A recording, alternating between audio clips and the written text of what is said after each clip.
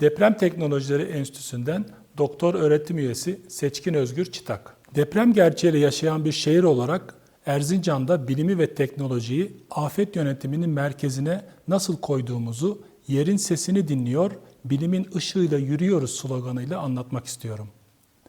Deprem Teknolojileri Enstitüsü olarak yürüttüğümüz Erzincan için çok kritik ve önemli olduğunu düşündüğümüz ivme tabanlı acil müdahale karar sistemi projesinden bahsedeceğim. Bu proje hem bugünün şehrini anlamak hem de gelecekteki olası afet zararlarını azaltma çalışmalarına katkı koymak için tasarlandı. Bu proje ile Erzincan'ı dijital bir ağla gözlemliyoruz. Amacımız iki yönlü. Birincisi bilgiyi üretmek.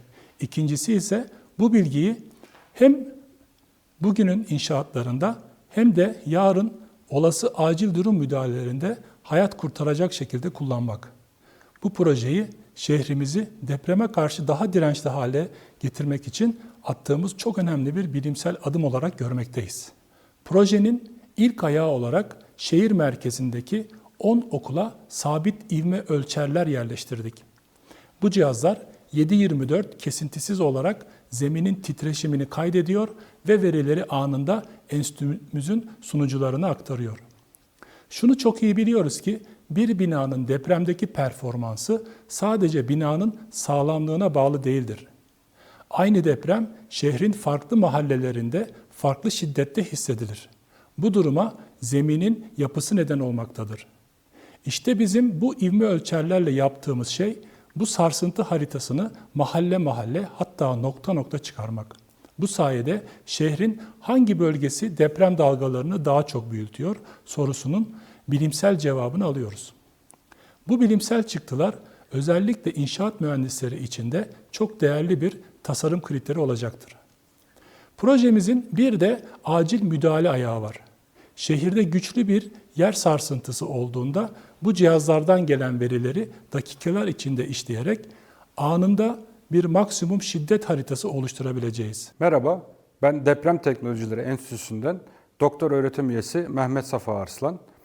Deprem Teknolojileri Enstitüsü olarak Türkiye'de bu alanda köklü bir geçmişe sahip Boğaziçi Kandilli Rasathanesi'nden sonra enstitü olarak kurulan ikinci enstitüyüz. Özellikle 6 Şubat'ta ülkemizde yaşadığımız ve hepimizi derinden etkileyen büyük depremler, deprem gerçeğiyle yüzleşmenin ve bilimsel altyapının ne kadar hayati olduğunu bir kez daha açık şekilde gösterdi. İşte biz de bu sorumlulukla depremleri yalnızca yaşandıktan sonra konuşan değil, onları bilimsel olarak izleyen, anlayan ve geleceğe yönelik çözümler üreten bir yapı olmayı hedefliyoruz. Temel amacımız Türkiye'nin deprem gözlem altyapısını güçlendirmek, nitelikli ve sürekli veri üretmek ve bu verileri bilimsel çalışmalara kazandırmak. Bu sorumlulukla Erzincan il sınırları içerisinde önemli bir altyapı projesini hayata geçirdik. Bölgeye toplam 10 adet zayıf ve kuvvetli yer hareketi gözlem istasyonu kurduk. Bu istasyonlar şu anda aktif olarak çalışıyor ve kesintisiz biçimde veri topluyor. Bölgede hali hazırda bulunan AFAD ve Kandilli Rasathanesi'ne ait istasyonların konumlarını Erzincan ve çevresindeki aktif fay hatlarıyla birlikte değerlendirdik. Amacımız bölgenin tamamını dengeli biçimde kapsayan, mevcut ulusal deprem gözlem ağına doğrudan katkı sağlayan bir sistem kurmaktı. Yaptığımız şey yerin hareketini dikkatle takip edip bilimin rehberliğinde anlamlandırmak ve Erzincan ve çevresinin zemin sismik karakterlerini daha net ortaya koymak. Bu istasyonlar sayesinde hem yakın hem de uzak faylardaki deprem aktivitelerini daha ayrıntılı biçimde izleyebiliyoruz. Aynı zamanda yer hareketi kayıtlarıyla da bölgenin derin zemin yapısını modelleme imkanı elde ediyoruz.